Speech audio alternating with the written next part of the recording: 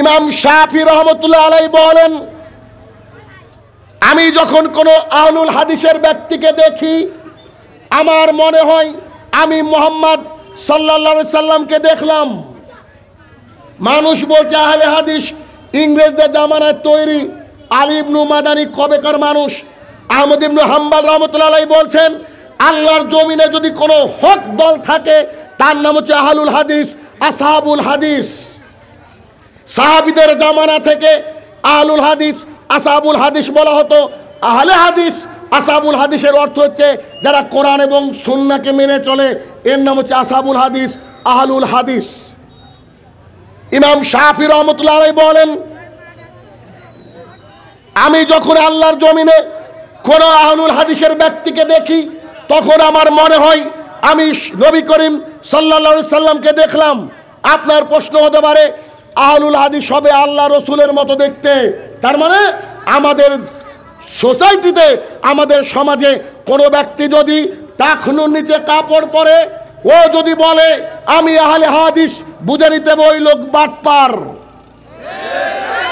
কোন ব্যক্তি যদি বলে আমি আহলুল হাদিস, আমার মুখে দাড়ি নেই অথবা দাড়ি কেটে ছোট করেছে, এই লোক বাটপারের উপরে পিএইচডি করছে। কোন ব্যক্তি যদি বলে আমি আহলুল হাদিস, আমার বাড়িতে সুদ ঘুষের চাকরি আছে, এই লোক বাটপার। কোন ব্যক্তি যদি বলে আমি আহলুল হাদিস আর বাইরে গিয়ে হাকিমপুরি জর্দা দিয়ে পান মারে, এই লোক বাটপার, এও আহলে হাদিস নয়। অতএব আপনাকে আমি বোঝাতে সক্ষম হওয়ার চেষ্টা করছি, বোঝানোর চেষ্টা করছি, কারণ রাসূল সাল্লাল্লাহু আলাইহি ওয়াসাল্লাম কি জর্দা দিয়ে পান খেতেন নাকি? রাসূল সাল্লাল্লাহু আলাইহি ওয়াসাল্লামের দাড়ি কি চাঁচা ছিল নাকি? দাড়ি কি ছাটা ছিল নাকি? টাকনুর নিচে প্যান্ট কি পরতো নাকি? তার মানে তিনি যখন বলছেন যে আমি যখন কোন আহলুল হাদিসের ব্যক্তিকে দেখি তখন আমি নবী করিম সাল্লাল্লাহু আলাইহি সাল্লামকে দেখলাম, তার মানে মুহাম্মদ সাল্লাল্লাহু আলাইহি ওয়াসাল্লাম যেমন ছিলেন আপনাকে আমাকে তেমন হতে হবে। বলছি না চেহারা সুন্দর করতে হবে, বলছি এই যে আহলুল হাদিস হকপন্থী দলের অন্যতম যদি বৈশিষ্ট্য দেখতে চান, তারা কোরআন এবং সুন্নাহ বাদ দিয়ে পৃথিবীতে কারোর কথাকে মূল্যায়ন করে না। এখন যদি আপনি আমাকে জিজ্ঞাসা করেন what is the definition of আহলুল হাদিস, আহলুল হাদিস কাকে বলে, আপনি আমাদেরকে বোঝান, আমি সংক্ষেপে একটা সুন্দর সংজ্ঞা আপনাকে বলে দিতে পারবো। আর তা হচ্ছে এই, পৃথিবীতে যেখানে যারা মানুষের রচিত বিধানকে পায়ের তললে দললে আল্লাহর কোরআন এবং সুন্নাহকে মেনে নেয়, এর নাম হচ্ছে আহলুল হাদিস।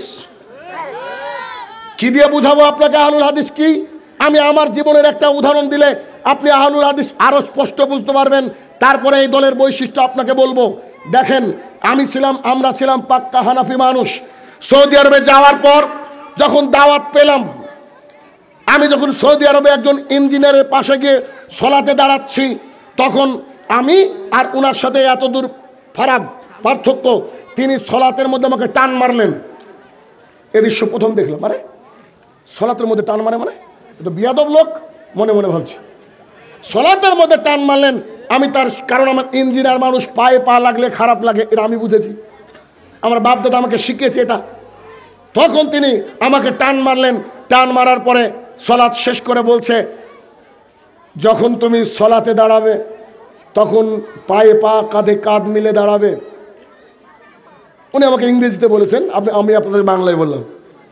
তা আমি বললাম যে স্যার, আমি যদি সলাত আদায় করি কোন কিতাবটা পড়লে ভালো হবে? তিনি আমাকে নিয়ে চলে গেলেন লাইব্রেরিতে। ওখানে প্রত্যেকটা মসজিদে লাইব্রেরি থাকে সৌদি আরবের বুকে, আর আমাদের মসজিদে থাকে না কেন? আমাদের তো পড়ার দরকারই হয় না, আমরা তো মুকাল্লিদ, মানে হুজুর যা করেছে আমরা তাই করা লোক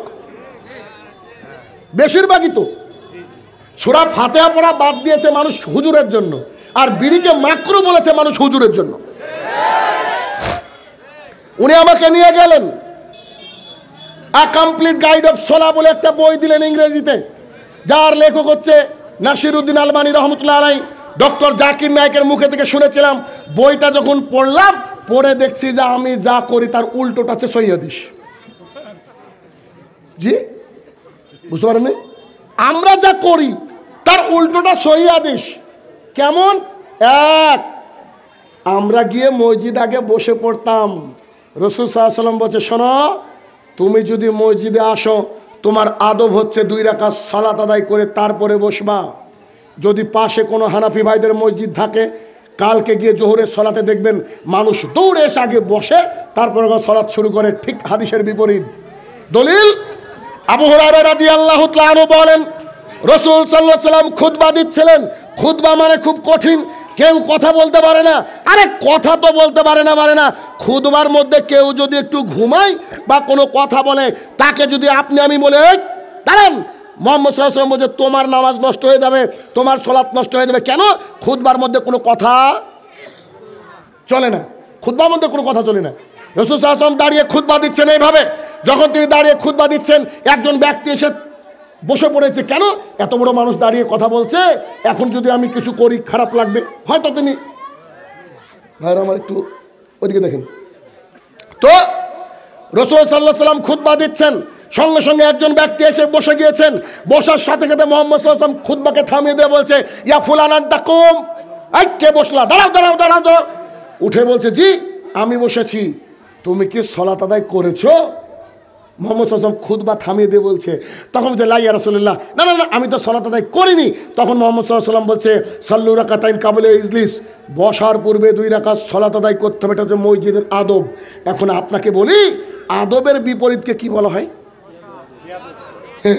তার মানে যত লোক মসজিদে গিয়ে বসে বসে বিয়াদব। প্রথমে হয় মসজিদে দাঁড়িয়ে থাকতে হবে জামাতের জন্য, আর যদি একান্তই বসতে হয়, you have to pray twice, minimum twice, minimum আপনাকে 2 রাকাত সালাত আদায় করতে হবে, তারপরে বসতে হবে, নাহলে পারমিশন নাই বসা। 2, রাসূল সাল্লাল্লাহু আলাইহি ওয়াসাল্লাম বলছেন, তোমরা পায়ের সাথে পা, কাঁধের সাথে কাঁধ মিলে সালাত আদায় করো। আমরা আধাত ফাঁকা করে দাঁড়াই। হানাফি জাফর বলে হাত বেঁধে নিলেন। হাত বেঁধে নেওয়ার পর ইমামের ফাতিহা তাদের জন্য যথেষ্ট। আর যিনি ইমাম বুখারী রহমতুল্লাহ আলাইহি, পৃথিবীর বুকে সবচেয়ে শ্রেষ্ঠ গ্রন্থের নাম হচ্ছে কোরআন, কোরআনের পর বিশুদ্ধ গ্রন্থের নাম হচ্ছে বুখারী, তিনি নিজেই কিতাব লিখছেন, যে কিতাবের মধ্যে প্রায় 350 খানা হাদিস এনে বলছেন, যে ব্যক্তি সালাত আদায় করে সূরা ফাতিহা পড়ে না, ওর সালাত বাতিল বাতিল বাতিল। তার মানে হুজুর বলেছে যে আমার সূরা ফাতিহা তোমার জন্য যথেষ্ট, তোমাকে পড়া লাগবে না। তার মানে তারা যা করে তার উল্টোটা সহিহ হাদিস। এরপরে যখন আঙুল তুলছেন, একবার তুলছেন, পৃথিবীর বুকে একবার তোলার কোনো হাদিস নেই, অথচ ক্রমাগত নড়াতে হবে, মুসলিম শরীফের হাদিস। ওনারা যা করছেন তার উল্টোটা সহিহ হাদিস। এরপরে যখন আপনি সালাম ফিরে দিয়েছেন, সালাম ফিরে দিয়ে মাথায় হাত, দোয়া পড়ে কি বলে না? দৃশ্য দেখেছেন? সৌভাগ্য হয়েছে কারণ যখন দাম্মাম থেকে রিয়াদে ট্রান্সফার হলাম সৌদি আরবে, বস আমি তখন ওই কোম্পানির একটা ডিপার্টমেন্টের বস। তো এখন অনেক মানুষ আছে সৌদি আরব আসে, বাঙালির, আপনাদের দেশ থেকেও যায়, আমাদের দেশ থেকেও যায়। তো সালাত আদায় করে শুরুতে সবাই তো বিপদে পড়ে একটু, নিজের দেশের সালাত আর আরবের সালাত তো এক না, ওটা হচ্ছে কোরআন এবং সুন্নাহ মোতাবেক। একদিন ঘটনা কি, আমার অফিসে দেখছি একজন ব্যক্তি আরাবিয়ান আর একজন বাঙালিকে টেনে নিয়ে আসছে একজন বাঙালিকে। তা আমি বললাম যে এস মুশকিল, ঘটনা কি, সমস্যা কি? তখন ওই আরাবিয়ান ব্যক্তি বলছে, শুনেন, আরাবিয়ান ব্যক্তি বলছে, আনা হুয়া সাল্লি সোয়া সোয়া, আমি আর ও একসাথে নামাজ পড়ছিলাম। যখন ও সালাম ফিরলো, সালাম ফিরানোর পরে ওয়া সয় কিদা, ও মাথায় এভাবে হাত দিয়েছে, তার মানে দোয়া পড়েছে, ও মাথায় হাত দিয়েছে। আনা কালাম এসফি আনতা লেশ সয় কিদা, হ্যাঁ না, তুই এরকম করলি কেন, তোর হাতটা মাথায় কেন? আনা ফাক্কার হফিস সাল্লি খারবাইন, আমার মনে হয় ও বোধহয় নামাজ ভুল করেছে, তার জন্য বলছে হাই আল্লাহ কি করলাম। সৌদিয়ান বুঝেছে, এটা আমার অফিসের ঘটনা বলছে, সৌদিয়ান বুঝেছে। তখন উনি বলছেন যদি সলাৎটা নষ্টই হয় তো আনতা সহি সাহু সেজদা, যদি খারাপই হয়, কোনো ঘাটতি হয়, তুই সাহু সেজদা দিবি, তো মাথায় হাত দিলি কেন? আমি ওই ভাইকে বললাম যে ভাই क्या आपका प्रॉब्लम क्या है? तो वो যখন কথা বলতে লাগলো বুঝলাম যে বাঙালি। আমি বললাম যে আমিও বাঙালি কলকাতার, আপনি বাংলায় বলেন কি ব্যাপার? তো বলছে ভাই আমি তো ওরকম করিনি, আমি মাথায় হাত দিয়েছে দোয়া পড়েছি। আচ্ছা না, এবার দোয়া পড়েছি। এখন সৌদি আরবের মানুষটার এই দোয়া কোনদিন দেখেও নি শুনেও নি। তখন ওই ব্যক্তিকে আমি আবার বললাম, যারা ভাই ও তো দোয়া করেছে, তো বলছে ইন্না লিল্লাহি আনা মাফি মালুম হাদা দোয়া। বলছে ও আল্লাহ গো, আমি নিজেও জানি না যে এরকম একটা দোয়া আছে। কি বুঝবেন আপনি? সালাত শেষ করে রাসূল সাল্লাল্লাহু আলাইহি ওয়াসাল্লাম বলছে, কোনো ব্যক্তি যদি আয়াতুল কুরসি পাঠ করে ওই ব্যক্তি জান্নাতে যাবে। সাহাবাই কেরাম বলছে কখন যাবে? বুঝো মরলেই জান্নাত, মরেনি তাই জান্নাতে যায়নি। হুজুর যে সালাম ফিরে একটা সৃষ্টি করলো, সেটা তো করলো সঙ্গে সঙ্গে আল্লাহুম্মা আমিন 33 তো পড়তে দিল না সূরা আরও অন্যান্য যে কুন্নাস ফালাক পড়তে তাও তো দিল না, সঙ্গে সঙ্গে হুজুর এটা করে বলছে বারহাক লা ইলাহা ইল্লাল্লাহ, নামাজ শেষ। তার মানে এরা সালাত আদায় করে, ঠিক উল্টোটা হচ্ছে সহিহ হাদিস। এবার এটাকে হজম করব কি করে? এত বছর যাবত এটা করে এসেছে, হজম হয় নাকি? রেফারেন্স দেখলাম, দলিল খুঁজলাম, দলিল খোঁজার পরে দেখছি জি এটাই হচ্ছে আহলুল হাদিসের বৈশিষ্ট্য, এটাই হচ্ছে কোরআন এবং সুন্নাহ। যারা পৃথিবীতে যেখানে যারা মানুষের রচিত বিধানকে সাইডে রেখে আল্লাহর কোরআন এবং সুন্নাহকে মেনে নেয়, এর নাম হচ্ছে আহলুল হাদিস। সেদিন থেকে আহলে হাদিস হলাম, পাক্কা হানাফি ঘরের সন্তান। মসজিদ থেকে বয়কট করা হয়েছে আমাদেরকে সমাজ থেকে এক ঘরে করা হয়েছে। পরিস্থিতি কত ভয়াবহ। আর আমি যে কেমন আহলে হাদিস হয়েছে একটা বৈশিষ্ট্য দিলে বুঝতে পারবেন, কারণ আপনারা তো বাপ দাদা ধর্ম থেকে পেয়েছেন। বাপ দাদার আহলুল হাদিস হানাফির চেয়ে ডবল খারাপ। না ঠিক হবে না আমি জানি তো, বেশিরভাগই ইল্লামান রাহিমা রাব্বি, যাদেরকে আল্লাহ হেদায়েত দিয়েছে, রহমত দিয়েছে, তারা বাদ দিয়ে। আমি তো দেশ বিদেশ ঘুরছি, আমি দেখতে পেয়েছি। আপনাকে দেখেন, আমি শাহিনুর রহমান নতুন আহলে হাদিস কেমন, আহলে হাদিসটা কি?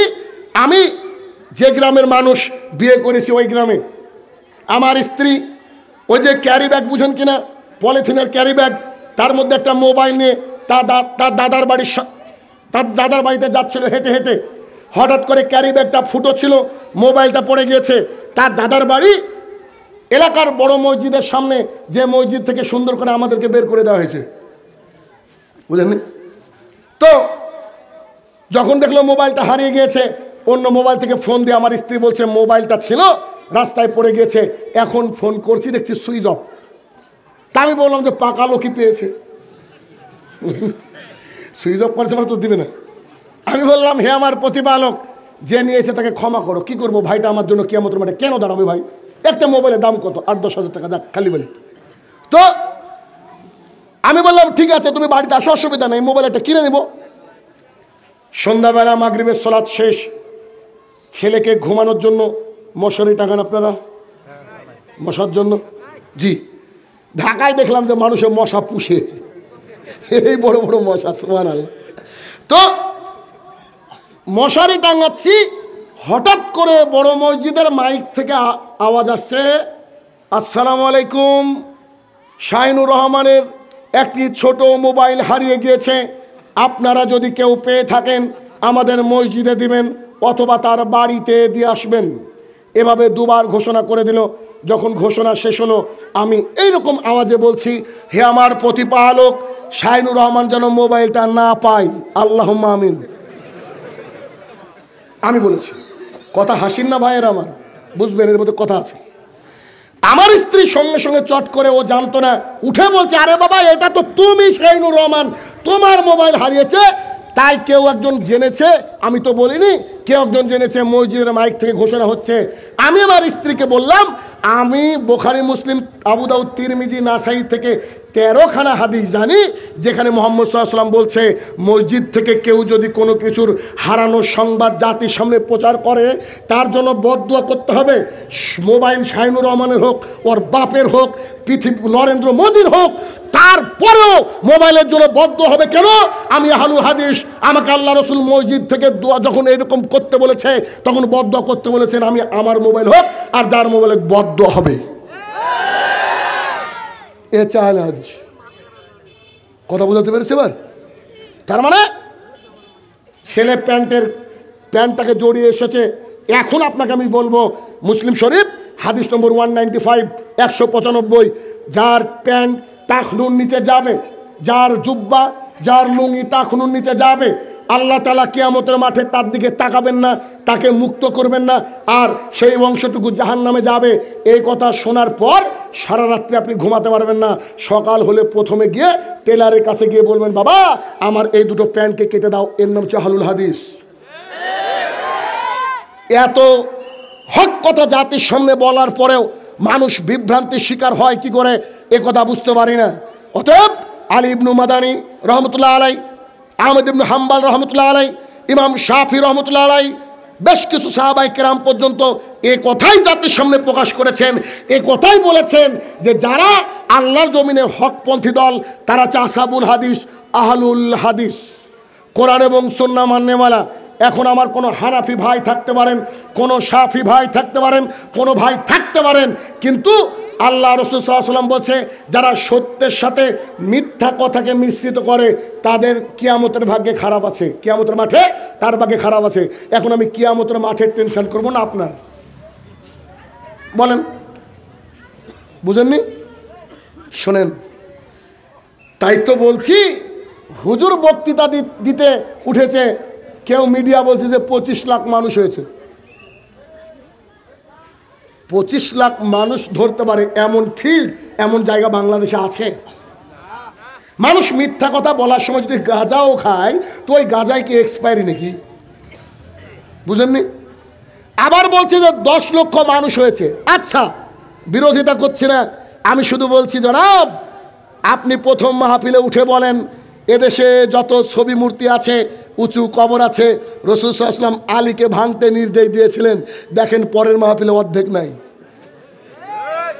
তারপরে আপনি বলেন রাসূল সাল্লাল্লাহু আলাইহি ওয়াসাল্লাম বলেছেন তোমরা ইবাদত করছো, এই ইবাদত কবুল হওয়ার জন্য অন্যতম শর্ত হচ্ছে হালাল রুজি।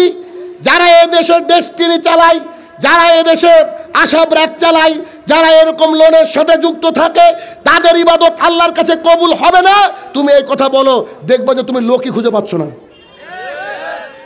তোমার পা টিপে মানুষ ধরে আর আব্দুর রাজ্জাককে সিলেটে মানে মানুষ মারে, তুমি বুঝোনি? হক কাকে বলে বুঝতে পারো নি? হককে তোমাকে বুঝতে হবে। তার মানে আমি আপনাদেরকে বোঝাতে চাইছি যে এই আল্লাহর জমিনে যদি কোনো মুক্তিপ্রাপ্ত দল থাকে তা হচ্ছে আহলুল হাদিস। কিন্তু আপনি আবার ভাবিয়েন না আহলুল হাদিস মানে আল্লাহু আকবার বুকে হাত বেঁধেছে আমিন জোরে বলেছে এ আহলে হাদিস না। আহলে হাদিসের কিছু বৈশিষ্ট্য আছে, ওই বৈশিষ্ট্য এক এক করে আপনার সামনে বলবো। এক, তার কাছে সর্বপ্রথম দলিল হচ্ছে কোরআন এবং সুন্নাহ। সর্বপ্রথম দলিল কি? আপনি আমাকে এমন একটা মাসালা বলেন তো যে মাসালায় কোরআন এবং সুন্নাহর মধ্যে কোনো জবাব নাই, বলেন। আপনি পাবেনই না, বিশ্বাস করেন আপনি পাবেনই না। কোরআন এবং সুন্নাহতে নাই এমন জিনিস হয়তো পৃথিবীতে নাই। আমরা ইজমা কিয়াসের পেছনে পড়েছি, আচ্ছা চলবে, এটাও জায়েজ, কিন্তু আগে মানতে হবে কি? কোরআন এবং সুন্নাহ। আগে কোরআন এবং সুন্নাহ। তার মানে পৃথিবীতে আপনি যেখানে থাকেন না কেন দেখবেন এক শ্রেণীর মানুষ আছে কি করে, এখান থেকে গিয়েছে পাশের বাজারের নাম বলেন একটা, কামদেবপুর, আরে নাম রে হিন্দু দেবতা, কামদেবপুরে গিয়েছে কোন একজন ব্যক্তি। ওখানে গিয়ে সালাত আদায় করতে গিয়ে আল্লাহু আকবার বলে সালাত আদায় করছে, ইমাম সাহেব গায়রিল মাগদুবি আলাইহিম ওয়ালাদ-দাল্লিন বলেছে, ও আমিন আর মুখ দিয়ে বের করেনি। এরকম লোক আছে না নাই?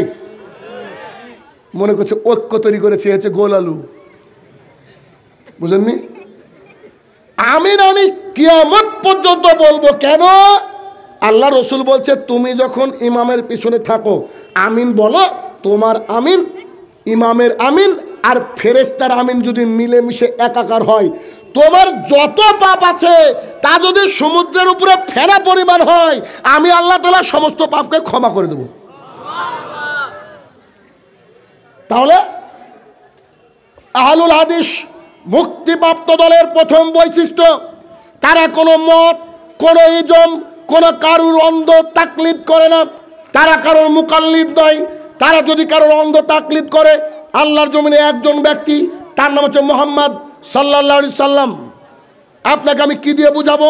আপনি দেখেন উমর ইবনুল খাত্তাব রাদিয়াল্লাহু তাআলা আনহু, রাসূল সাল্লাল্লাহু আলাইহি ওয়াসাল্লাম বসে আছেন, আর তিনি এখানে বসে আছেন, তিনি একটা তাওরাতের নুসখা পেয়েছেন।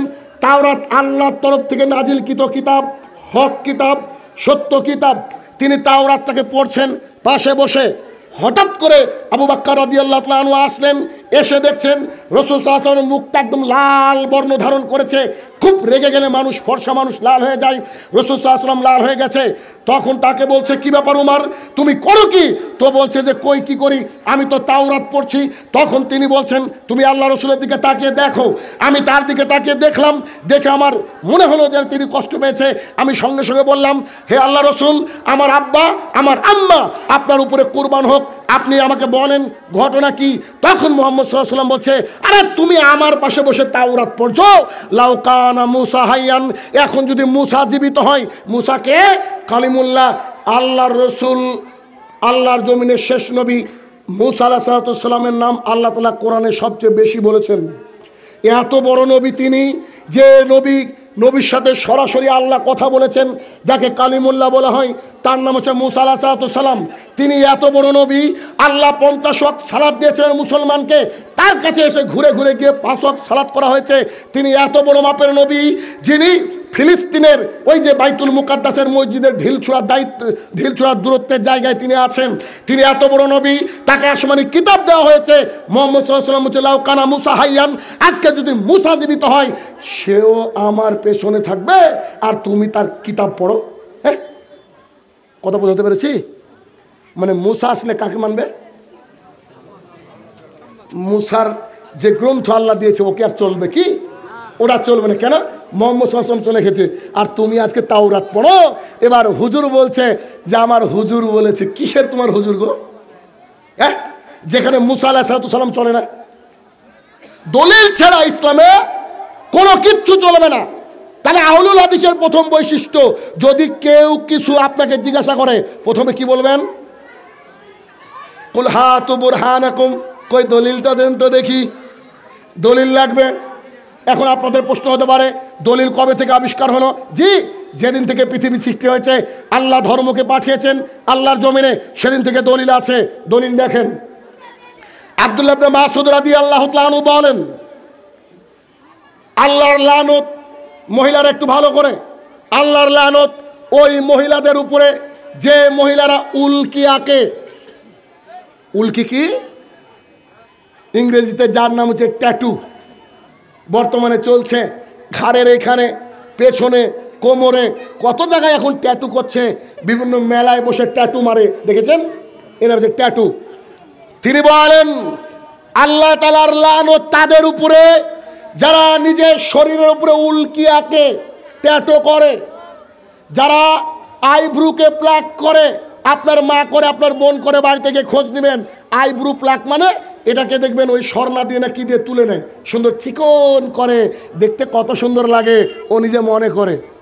তাদের উপরে আল্লাহর লানত। আর তাদের উপরে লানত যারা পরচুলা ব্যবহার করে। যেসব নারীর মাথায় অল্প চুল, সেসব নারী দেখবেন করে কি, ওই যে চুল বানানোর জন্য একটা রেডিমেড চুল পরে, পরচুলা। এ হাদিসে আরেকটা অংশ এসেছে, যে নারী সৌন্দর্যের জন্য তার দাঁতকে চিকন করে নেয়। কি করে? 1, উল্কি আঁকে, ট্যাটু আঁকে। 2, আইব্রু প্লাক করে। 3, দাঁতের সৌন্দর্য বৃদ্ধির জন্য দাঁতকে চিকন করে। আরেকটা হাদিসে ওই লাস্টের অংশটা বললাম, পরচুলা পরে। তাদের উপরে আল্লাহর লানত। জনৈক গোত্রের একজন মহিলা এসে বলছেন, কি ব্যাপার ইবনে মাসউদ, তুমি যে একটা কথা বললা শুনেছি, আমার কাছে পর্যন্ত পৌঁছেছে, তুমি নাকি তাদের উপরে লানত করেছো যারা এই কাজগুলা করে, যারা ভুরু প্লাক করে। তখন বলছে, জি, আমি তো লানত প্রেরণ করেছি। কেন তুমি লানত প্রেরণ করলা কেন? বলছে, আল্লাহ লানত প্রেরণ করেছেন, আল্লাহর নবী করেছেন, আমি তার সাহাবী করেছি, অসুবিধা কোথায়? তখন ওই মহিলা বলছে, তোমাকে দলিল দিয়ে তারপরে যেতে হবে। কি বলছে? তোমাকে দলিল দিয়ে তারপরে যেতে হবে। এই বাংলাদেশের মানুষ যদি মানুষের কাছ থেকে, বক্তাদের কাছ থেকে দলিল চাইতো, তো ওই সব বক্তাকে আমাদেরকে দেখতে হতো না, যেসব বক্তা স্টেজে উঠে আমাদের দেশের নায়িকার সৌন্দর্য বর্ণনা করে, আবার বলে যে আল্লাহর নাম নিয়ে তাকাবেন। কিছু ডিস্টার্ব হলে বলে যে জেলখানা কি মাথা নষ্ট। তো তোকে কে স্টেজে আসতে বলেছে রে ভাই? মানুষকে বিভ্রান্ত করার কি দরকার? একজন আমার গাড়িতে ছিল, আমাকে বলছে বিশ্বাস করেন এই নায়িকার নামও আমি জানতাম না, উনার কাছ থেকে শুনে সার্চ মারি। তাহলে তো দারুণ কথা কাজ করেছেন আপনি। তখন ইবনে মাসউদ রাদিয়াল্লাহু তাআলা আনহুকে বলা হলো তুমি দলিল পেশ করো, বিনা দলিলে আমরা কোনো কথা মেনে নেব না। সঙ্গে সঙ্গে সেই মহিলাকে ইবনে মাসউদ রাদিয়াল্লাহু তাআলা আনহু বলছেন দলিল হচ্ছে কোরআন। কি বলছে? কোরআন। আরে দলিল কোরআন মানে? মহিলার কথা শুনে আপনি অবাক হয়ে যাবেন। হাদিস মহিলা বলছে শুরু থেকে শেষ পর্যন্ত গোটা কোরআন আমার ভেতরে আছে। বুঝেননি বোধহয়? শুরু থেকে শেষ পর্যন্ত গোটা কোরআন আমি পড়েছি, গোটা কোরআন আমার ভেতরে আছে, কোথাও এরকম কোনো আয়াত আমি পাইনি। আপনি দলিল দিবেন তারপরে যাবেন। তখন ইবনে মাসউদ রাদিয়াল্লাহু তাআলা আনহু বলেন আল্লাহ সুবহানাহু ওয়া তাআলা বলেছেন মা আতাকুমুর রাসূলু ফাকুযুহু ওয়া মা নাহাকুম আনহু ফান্তাহু। সূরা হাসর আয়াত নম্বর 7। তুমি কি এই আয়াত পড়নি নাকি? আল্লাহ রসুল আল্লাহ সুবহানাহু ওয়া তাআলাকে মেনে নাও, আল্লাহ রসুলকে মেনে নাও, আর আল্লাহ রসুল যা দিয়েছে তাই মেনে নাও, যা থেকে দূরে থাকতে বলেছে তাই থেকে দূরে থাকো। তখন মহিলা বলছে হো ঠিকই বলেছেন, আসলে এদের উপরে লানত হওয়া উচিত। আমরা যখন জাতির সামনে কথা বলি তখন জাতি বলছে ঠিক আছে বুঝলাম মদ হারাম, জর্দা গুল খৈনি হারাম। হাদিস থেকে দেখান কোথায় লেখা আছে জর্দা? বুঝেননি বোধহয়? কিন্তু কোরআনের আয়াত পড়ে এ বোঝারও চেষ্টা করে না। এক, মুক্তিপ্রাপ্ত দলের অন্যতম বৈশিষ্ট্য হচ্ছে তারা যেখানে থাকুক না কেন আগে কোরআন এবং হাদিসের দলিল খুঁজবে। 2, তাদেরকে যদি গোটা পৃথিবী দিয়ে দেওয়া হয় শিরকের কাছে মাথা নত করবে না। রাসূল সাল্লাল্লাহু আলাইহি সাল্লামকে এসে মক্কার মুশরিকরা বলেছিল তুমি কি চাও? সুন্দরী নারী চাও নাকি? অর্থ চাও নাকি? জমি জমা চাও নাকি? নেতৃত্ব চাও নাকি? আমরা দেওয়ার জন্য প্রস্তুত, তুমি বলো তুমি কে চাও? মুহাম্মদ সাল্লাল্লাহু আলাইহি সাল্লাম বলেছিলেন চাচা তাদেরকে বলে দেন আমার ডানাতে চাঁদ, ডানাতে সূর্য, বামাতে চাঁদ যদি এনে দেয় যা অসম্ভব তা এনে দিল, আমি তাওহীদের দাওয়াত থেকে দূরে সরব না। বিলাল রাদিয়াল্লাহু তাআলা আনহু অপরের বাড়িতে কাজ করে খান, তার বুকের উপরে বুলডোজার চাপিয়ে দেওয়ার মতো অত্যাচার করা হয়েছে, তারপরে বিলাল তার একত্ববাদ থেকে সরে আসেনি। সাহাবায়ে কেরামরা এমন ছিলেন কুফরিতে ফিরে যাওয়াটাকে মনে করতেন আগুনে ঝাঁপ দেওয়া হচ্ছে আরও কিছু ভয়ঙ্কর। ঠিক তেমনই আহলুল হাদিসের দ্বিতীয় বৈশিষ্ট্য হচ্ছে তারা কখনো শিরকের সাথে আপোষ। শুধু হিন্দুরা পূজা করলে আপনাদের খারাপ লাগে, আর আপনার ছেলে মেয়ে যখন 16 ডিসেম্বরে উঠে খাম্বায় ফুল দেয় তখন আর খারাপ লাগে না? এটাও যে শিরক, আপনাকে কি দিয়ে বুঝাবো বলেন? এটাও যে অন্যায়, এটাও যে এটার ব্যাপারে যে আল্লাহ সুবহানাহু ওয়া তাআলা লুকমান হাকিমকে দিয়ে বলেছেন ইয়া বুনাইয়া ও আমার কলিজার টুকরা লা তুশরিক বিল্লাহ, তুমি আল্লাহর সাথে শিরক করো না, ইন্না শিরকা লা যুলমুন আযীম, শিরক হচ্ছে সবচেয়ে বড় পাপ, মহা জুলুম, মহা অন্যায়। 2 নম্বর বৈশিষ্ট্য, তারা যেখানে থাকুক না কেন শিরকের সাথে মাথা নত করবে না। কিছুদিন আগে দেখেননি, গত বছর বোধহয় সম্ভবত কি একটা কোম্পানি আপনাদের দেশের আড়ং কোম্পানিতে চাকরি করতে গিয়ে একটা ছেলেকে বলেছিল দাড়ি কাটতে হবে, তো বলেছে তোর চাকরির মুখে লাথি মারি, বেরিয়ে খেয়েছিল দাড়ি কাটেনি। এ চাহালা দিকের বাচ্চা। কিছুদিন আগে আসিম মেহতাব বলে একজন ছেলে, একজন স্যার প্রফেসর শরীফার পাতাকে ছিঁড়ে ফেলে, তোর মনে আছে? এই যে আহলুল হাদিসের বাচ্চা, তার তরিকা কি বলতে পারবো না, তবে এটুকু বলেছি যে তারা কখনো অন্যায়ের সাথে সাপোর্ট করবে না। 2 নম্বর বৈশিষ্ট্য। 3 নম্বর বৈশিষ্ট্য হলো তারা তাদের মসজিদগুলা ফজরে ভরে যাবে। মসজিদ ফজরে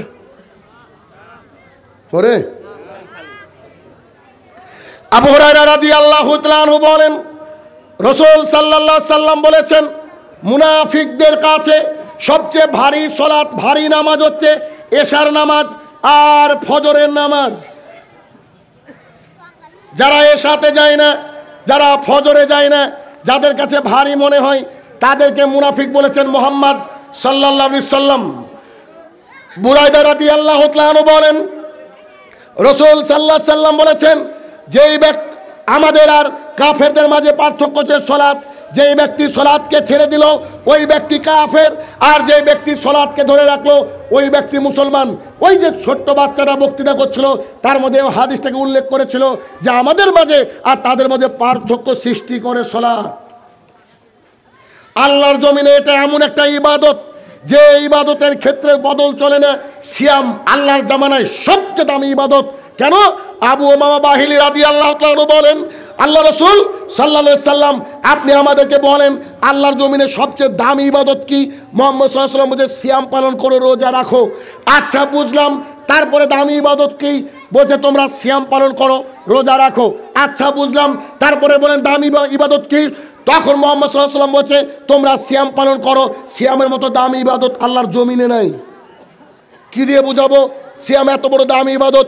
আপনার বয়স হয়েছে, আপনি রোগগ্রস্ত, ডাক্তার বলেছে রোগ সারবে না, সামনে রামাদান আসছে মার্চ মাসে, এখন এই রামাদানের সময় আপনার রোজা থাকা লাগবে না। আপনি করবেন কি? ফিদিয়া দিবেন, ভিখারি মিসকিনকে 1-1.5 কেজি করে চাল দিয়ে দেবেন, রোজা আপনার। হজ করার জন্য বুড়ো বয়সের টাকা হয়েছে, হুইল চেয়ারে করে চলেন, চলার ক্ষমতা রাখেন না, একজন ব্যক্তিকে 8 লাখ টাকা দিয়ে দেন, তিনি যদি হজ করেন আপনার পাসপোর্ট না থাকলেও আপনার হজ হয়ে গেল। মুহাম্মদ সাল্লাল্লাহু আলাইহি ওয়াসাল্লাম এটাই বলেছে সালাতের ব্যাপারে। আব্দুল্লাহ ইবনে উম্মে মাকতুম রাদিয়াল্লাহু তাআলা আনহু বলেন, আল্লাহ রাসূল আমি অন্ধ মানুষ, আমাকে মসজিদে ধরে নিয়ে আসবে এমন লোক নাই, আপনি আমাকে বলেন না যে বাড়িতে আমি সালাত আদায় করি। তখন মুহাম্মদ সাল্লাল্লাহু আলাইহি ওয়াসাল্লাম বলছে তুমি কি আজান শুনতে পাও? তো জি পাই। তো বলছে তোমাকে মসজিদে আসতে হবে। কে কে কে কজন অন্ধ আছে এলাকায়? কেউ অন্ধ আছে? প্যারালাইসিস? তো তাহলে মসজিদ ভরে না কেন? বলেন মসজিদ কেন ভরে না? নিজের লজ্জা লাগে না?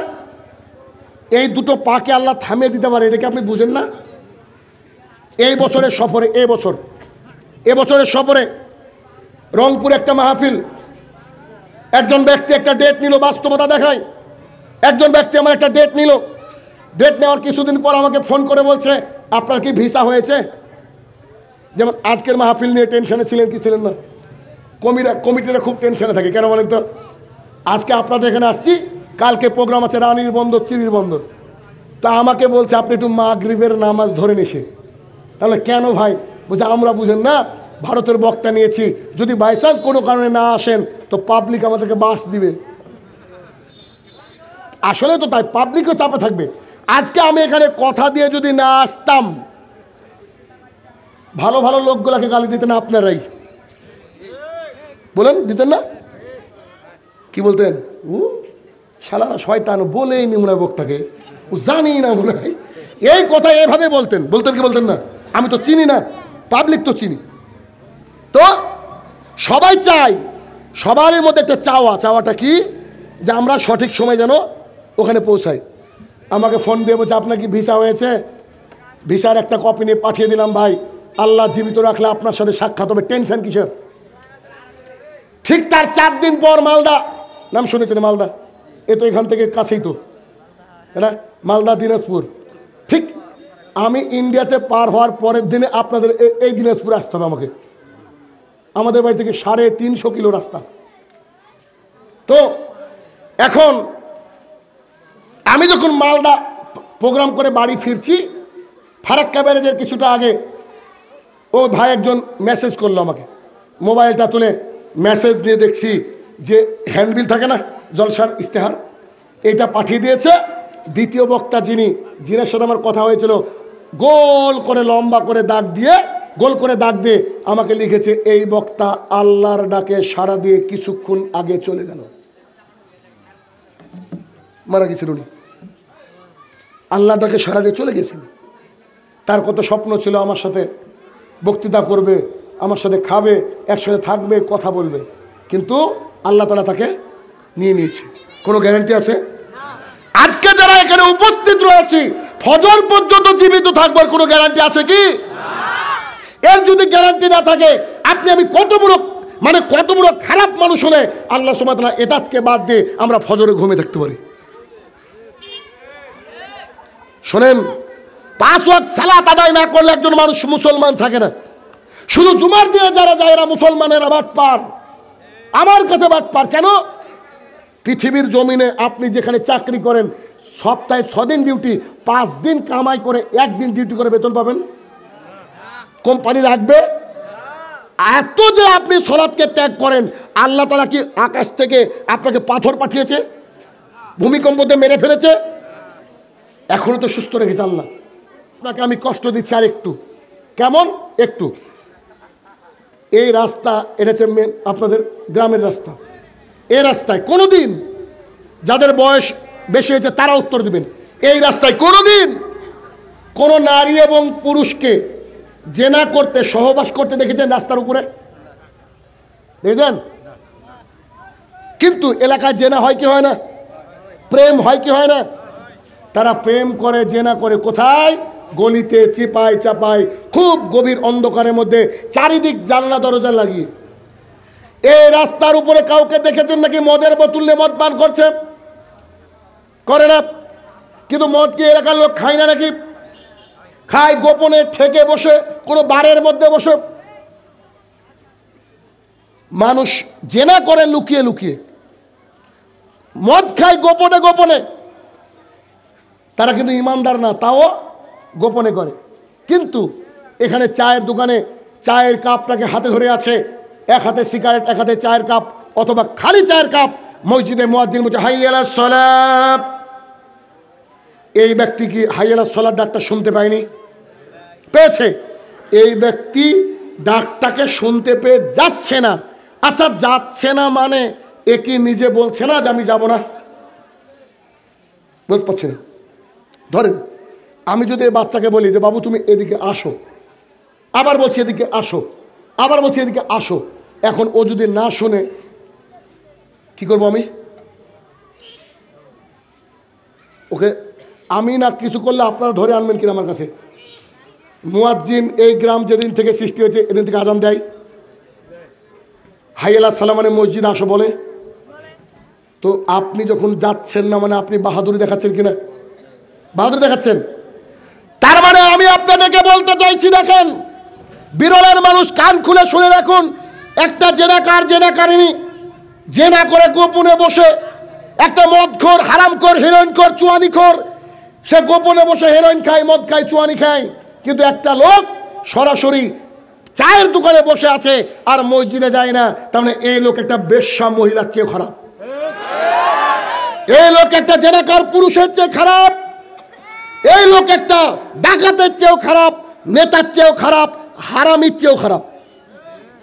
কেন হারামির চেয়ে খারাপ বললাম না?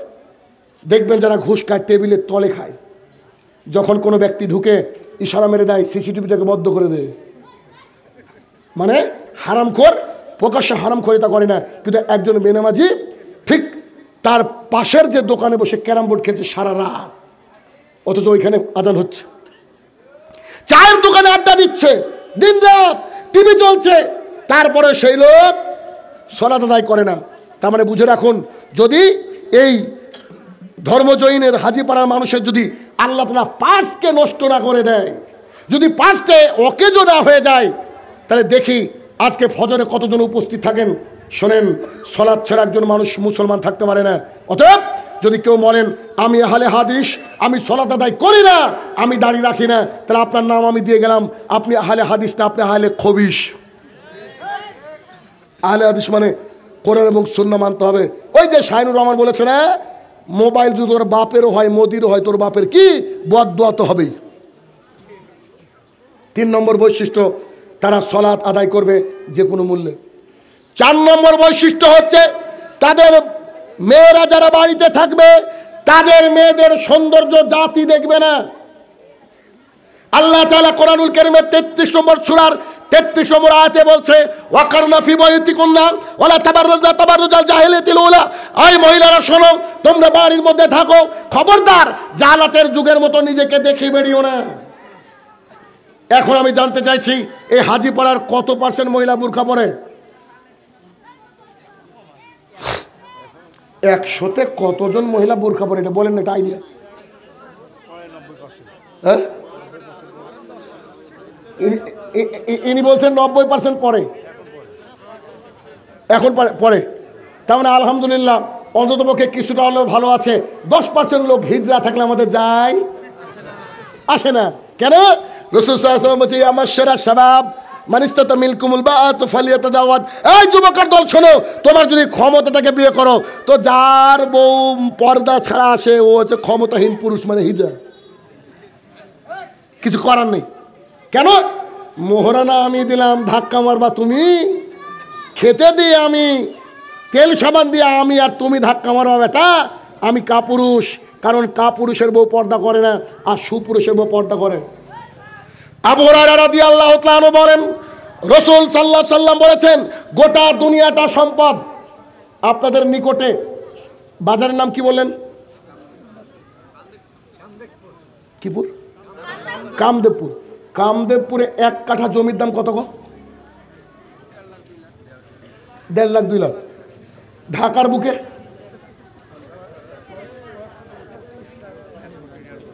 2-3 কোটির নিচে কথাই হবে না। তাই গোটা বাংলাদেশের দাম কত? ক্যালকুলেটর কাজ করবে না, ঠিক না? এবার হাদিস বুঝেন। রাসূলুল্লাহ সাল্লাল্লাহু আলাইহি ওয়াসাল্লাম বলছেন, গোটা পৃথিবীটা হচ্ছে সম্পদ, গোটা পৃথিবীটা হচ্ছে সম্পদ, গোটা পৃথিবীটা সম্পদ। তার মধ্যে সবচেয়ে উন্নততর দামি সম্পদের নাম হচ্ছে আল-মারাতুস সালেহা, নেককার বউ।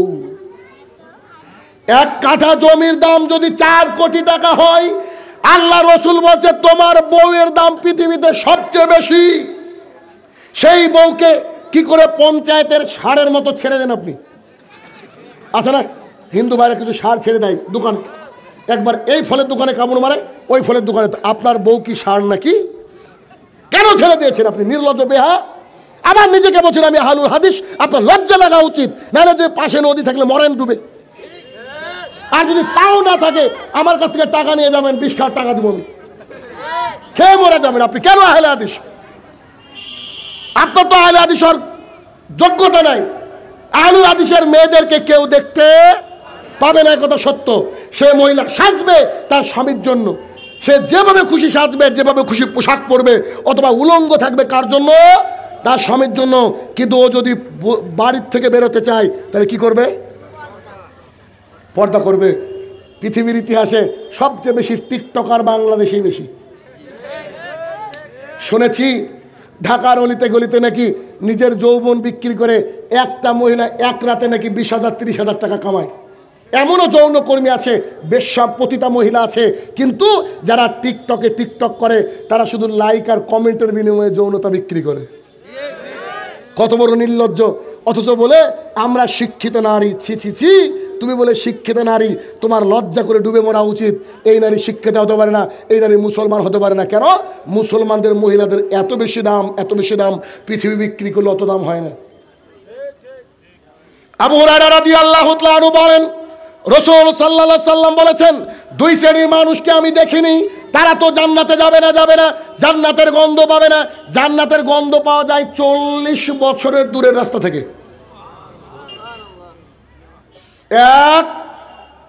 এক শ্রেণীর পুরুষ যাদের হাতে থাকবে লাঠি, তাই দিয়ে মানুষকে মারবে, তারা জান্নাতে যাবে না। 2, এমন এক শ্রেণীর মহিলা যারা পোশাক পরেও উলঙ্গ থাকবে, জাতির সামনে এমন করে হাঁটবে যে জাতিকে আকৃষ্ট করবে, সেও তার দিকে ঢলে যাবে। এসব মহিলারা জান্নাতে যাবে না, জান্নাতের গন্ধ পাবে না। এদেশের মাটিতে আমি যে বুরখা দেখেছি মহিলারা পরে, তার 95% বুরখাই না। এরা খালি মানুষ থেকে বাঁচার ঢাল। বাড়ির থেকে পড়ে যাচ্ছে, কি শালীন ভদ্রতা তার মধ্যে আছে, পার্কে গিয়ে খুলে ফেলে বন্ধুর সাথে চলছে। বুরকা পরেছে, তারপর আবার লিপস্টিক মেরেছে। লিপস্টিক পতি তারা পরে, কলগালরা লিপস্টিক পরে, ইহুদি খ্রিস্টানদের মহিলারা লিপস্টিক পরে, মুসলমানের মহিলারা লিপস্টিক পরতে পারে না। আমি তো বলি, সেদিন কোন একটা মাহফিলে বললাম যে ডক্টর ইউনূসকে বলা উচিত, বাংলাদেশের মহিলারা যে পরিমাণে লিপস্টিক ব্যবহার করে, ওই টাকাটা 1 বছর জমা করলে বাংলাদেশের কোনো রোড কাঁচা থাকবে না, সব পাকা হবে। আশ্চর্য কথা। 2015 সালে এদেশের একজন মহিলা দেখবেন জিন্সের প্যান্ট কিছু আছে ছেঁড়া, পরে কি বলে না? আমি ভাবি কোম্পানি থেকে জিন্সের প্যান্ট তৈরি করে যদি কিছু দিয়ে কাটা হয়, তাও তো একটা ডিজাইন হবে। তো এইভাবে ইঁদুরে কাটার মতো কাটা কোত্থেকে আবিষ্কার করলো? তখন ভাবলাম হয়তো জিন্সের প্যান্ট তৈরি করে কিছু কুকুর লাগিয়ে দেয় বোধহয়, ইচ্ছা মতো খাই। এক মহিলা কোমর থেকে শুরু করে শেষ পর্যন্ত একবারে টাইট ফিট পরে ছবি দিয়েছে ফেসবুকে, দিয়ে লিখেছে this is the fashion of 2016।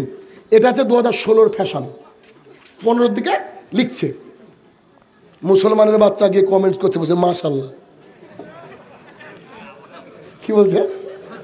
শুধু মাশাল্লাহ বলছে, আউটস্ট্যান্ডিং, ফ্যাবুলাস, মাইন্ড ব্লোয়িং, অসম, ফ্যান্টাস্টিক, সুবহানাল্লাহ, এরকম কমেন্ট। আমি দেখলাম ইন্নালিল্লাহ, পরিস্থিতি খারাপ। আমি আবার ওখানে গিয়ে কমেন্ট করলাম, আমি লিখলাম হোয়াট ইজ দিস, এটা কি? ও মহিলা মেনশন করে লিখলো আমাকে লুক অ্যাট দ্য ক্যাপশন, ওই উপরে দেখেন কি লেখা আছে এটা। মানে ও বোঝাতে চাইছে আমি তো পাগল টাগল মানুষ, আমরা দাঁড়িয়ে লোক তো পাগলই হয়তো না মানুষের কাছে। তখন দেখলাম আর ইংরেজিতে লিখবো না, এবার বাংলায় লিখি।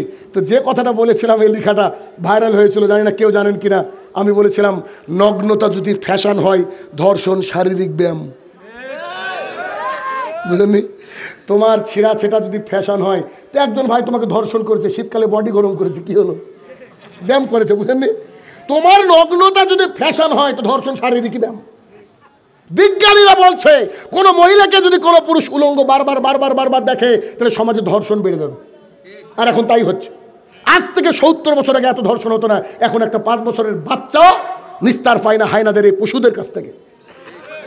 বিখ্যাত একজন ব্যক্তিত্ব, সালাদিন নামের একজন বিখ্যাত ব্যক্তিত্ব, তিনি বলছেন if you want to destroy your society without war put that অ্যাডাল্টি।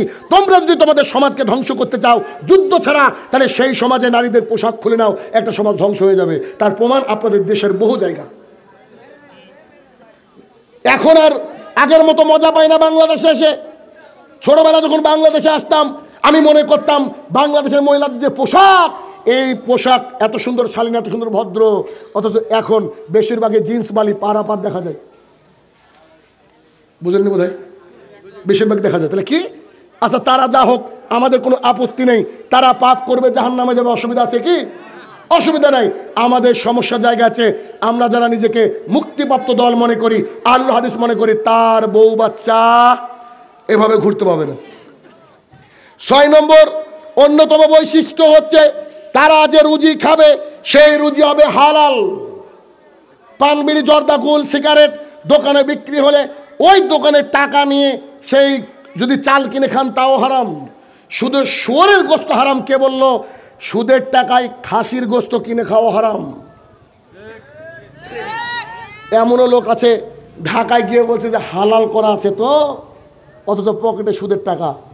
Public যে কত বড় বাটপার দেখবেন। যখন মানুষ হজ করতে যায়, তখন ওর নিজের টাকা খরচ করে না, ওর বাপের ভাগে যে জমিটা পেয়েছে, ওর বাপের জমি বিক্রি করে। কেন? ওই হারামখোর নিজেও জানে যে ও ইনকাম হারাম করে, ওর বাপ সহি। বেশিরভাগই খেয়াল করে দেখবেন, ইল্লামান রহিমা রাব্বি, কিছু ব্যতিক্রম থাকবে, কিন্তু বেশিরভাগই ওর বাপের জমি বিক্রি করে। কেন? ও জানে 8 লাখ টাকা দিয়ে হজ করবো, যদি আল্লাহ বলে যে বাতিল, কি করবো? তো বাপের জমি বেচে কেন? আমার বাপ তাহাজ্জুদ গুজারি ছিলেন, ভালো মানুষ ছিলেন, অথবা আমার বাপ ঠিক আছে, আমি খারাপ। ও নিজেই বলছে ওর হজ হবে। ওই 8 লাখ টাকা দিয়ে ব্যবসা করলে তো কাজ হতো, হজ নাই তো বাতিল। তাহলে কি? হারাম খরিদ থেকে দূরে থাকতে হবে। আম্মা জান আয়েশা রাদিয়াল্লাহু তাআলা বলেন, আমার আব্বু আবু বকর রাদিয়াল্লাহু তাআলা একজন গোলাম রেখেছিলেন, যিনি তার কাছে ছিলেন। ওই গোলামটা একদিন খাবার এনে বলছেন, আবু বকর এই যে খাবারটা নেন। আবু বকর রাদিয়াল্লাহু তাআলা পৃথিবীর এমন একজন মানুষ, যে ব্যক্তি আল্লাহ রসুলের পাশে এখনো শুয়ে আছে। সুবহানাল্লাহ। যেই ব্যক্তি দুনিয়ার বুক থেকে জান্নাতের সার্টিফিকেট পেয়েছেন প্রথম, তার চরিত্র বলে শেষ করা যাবে না। রাসূল সাল্লাল্লাহু আলাইহি ওয়াসাল্লাম এর সাহাবী, জলিল কদর সাহাবী, তিনি এক লুকমা, বুঝেন কি, একবার এক গ্রাস তুলে মুখে দিয়েছে। এক গ্রাস যেই মুখে দিয়েছে, ওই ব্যক্তিরা বলছে, আবু বকর আপনি তো জিজ্ঞাসা করলেন না খাবারটা কিসের, প্রতিদিন আপনি আমাকে ভালো খাওয়ান, জিজ্ঞেস করার দরকার আছে কি? নাই। তো বলছে কেন, কি? বলছে আমি জাহালাতের জামানায়, যখন অজ্ঞতার জামানা ছিল, ওই মানুষের ভাগ্য গণনা করতাম। কি বলেন আপনারা?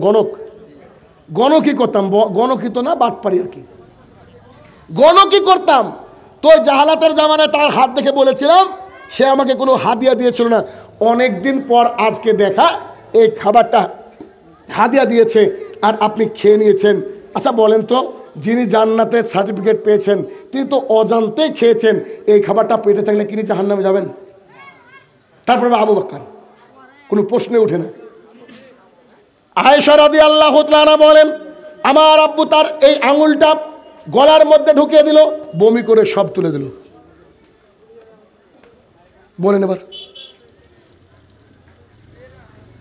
আর আপনি মসজিদে আল্লাহ রসুল বলেছে তোমরা খবরদার কাঁচা পেঁয়াজ কাঁচা রসুন খেয়ে যেও না, আর আপনি আল্লাহু আকবার রুকু করেছেন আর আজিজ বিড়ি পড়ে গেছে ছবি সহ, ওর উপরে আপনি রুকু সেজদা করছেন। আছে না নাই? এরকম হারামখোর আছে। মসজিদ থেকে বেরিয়ে বলছে যে মারেন তো হাকিমপুরি, তাকফিরুল্লাহ ওয়া আতুবু ইলাইহি। শোনেন, শুধরে যান, অন্তত আহলুল হাদিস হওয়া যায় না। বক্তৃতার শেষের দিকে চলে এসেছি। আপনাদেরকে আমি এতটুকু বোঝাতে চাইছি এই যাবৎ পর্যন্ত যে কি, জি আমি এতটুকু আপনাকে বোঝাতে চাইছি যে আহলুল হাদিসের বৈশিষ্ট্য, মুক্তিপ্রাপ্ত দলের বৈশিষ্ট্য হচ্ছে এইটা। একটা অন্যতম সুন্দর হাদিস মাথার মধ্যে আসলো, হাদিসটা একটু বলি, খুব কাজের হাদিস, মজার হাদিস। কি? উকবা ইবনে আমির রাদিয়াল্লাহু তাআলা আনহু বলেন, রাসূল সাল্লাল্লাহু আলাইহি সাল্লামকে জিজ্ঞাসা করা হলো আমাদের বাঁচার পথ বলেন। আল্লাহ রসুল বলছেন, এক, ঘরের মধ্যে থাকো। দেখবেন ঘর থেকে বাইরে বেরালেই যে না, ঠিক না? মানুষের সাথে দু কথা, গীবত। ঘরের মধ্যে থাকো, বেশি বেরানোর দরকার নেই। দুই, এটা জিহ্বা, জিভকে কন্ট্রোল করো, সব কথা বলতে চাইও না, দরকার নেই, চুপ থাকো। তিন, নিজের পাপের জন্য বসে বসে কাঁদো, এটা হচ্ছে মুক্তির রাস্তা, আর কিছু না। মাত্র তিনটে কাজ। কি? বিনা প্রয়োজনে বাড়ির থেকে বেরোনোর দরকার নেই, বাজারে আড্ডা দেওয়ার দরকার নেই, চা খেতে চাইলে বউকে বলতে হবে স্পেশাল চা বানাও, ব্যাস ঝামেলা শেষ। সবজি বাজার করতে যেতে হবে, তাই বাধ্য করে নিয়ে এসে আমার বাড়িতে। দুই, মুখটাকে কন্ট্রোল করতে হবে। আল্লাহ রসুল বলছে ফালিয়াকুল খায়র আও লিয়াসমুত, if you want to say something say good thing, otherwise just keep your mouth shut. তোমাদেরকে যদি কিছু বলতে হয় ভালো বলো, নাহলে চুপ থাকো। চুপ থাকাটা ইবাদত। সবাই চুপ থাকতে পারে না, যারা ফেসবুকে আছেন তারা বুঝতে পারেন সবাই চুপ থাকতে পারে না। তিন, নিজে যে পাপ করেছো পাপের জন্য কাঁদো। এই এখানে আমরা যারা উপস্থিত রয়েছি, আমরা যে জান্নাতে যাবই গ্যারান্টি এরকম বলতে পারবো কেউ? এখন যদি মালাকুল মত আমাদেরকে এসে নিয়ে যায়, যদি কথা বলার সুযোগ দেয়, আমরা কি কেউ বলতে পারবো নাকি এখন বললে গ্যারান্টি জান্নাতি? পারবো? ভাইরা আমার শোনেন, পৃথিবী থেকে যে কোনো মুহূর্তে চলে যেতে হবে, এ কথাই সত্য। আহলুল হাদিস হতে হবে, এ কথাই সত্য। মুক্তিপ্রাপ্ত দল হতে হবে, এ কথাই সত্য। এজন্য নিজে আল্লাহর কাছে যাওয়ার আগে নিজের অ্যাকাউন্ট, নিজের ব্যাংক ব্যালেন্স কিছু আল্লাহর কাছে পাঠান। কি করে? আজকে বোধহয় মসজিদের উন্নতি কল্প চলছে, তাই না? জি, এই মসজিদে যদি একটা ইট দান করেন, বেশি না, কটা বলেন? যতদিন ইটটা থাকবে, আপনি আজান শুনে যান না যান, ইটকে আজান শুনতে পাই কি পায় না? কিয়ামতের মাঠে ভাই সব কিছু কথা বলবে একদিন। আমাদের মুখকে তালাবদ্ধ করে দেওয়া হবে, আমাদের হাত কথা বলবে, তখন কান বলবে জি জি জি ঠিক বলেছে। একটা ইট যদি মসজিদে থাকে, একটা মাইক যদি মসজিদে থাকে, একটা ফ্যান যতদিন মসজিদে ঘুরবে, অতদিন আপনি কবরে শুয়ে শুয়ে নেকি পেতে থাকবেন। সুবহানাল্লাহ বাড়ি থেকে বলেন। যে বুঝেনি সে বুঝে সুবহানাল্লাহ, বাকি লোক চুপ। তাহলে আমরা আল্লাহর জমিনে আছি। এখন আপনি যদি মারা যায়, এখন মারা গেলে আমাদের সন্তান যে দান করবে, কেউ গ্যারান্টি দিতে পারবেন? আপনি স্ট্যাম্প পেপারে লিখে আনেন, আমি গ্যারান্টি দেবো আপনার সন্তান দান করবেন না। দেখছি তো দুনিয়ার অবস্থা দেখছি। অতএব আমি বলবো, অন্তত পক্ষে যাওয়ার আগে যে যতটুকু অর্থ নিয়ে এসেছেন আপনারা, এই যে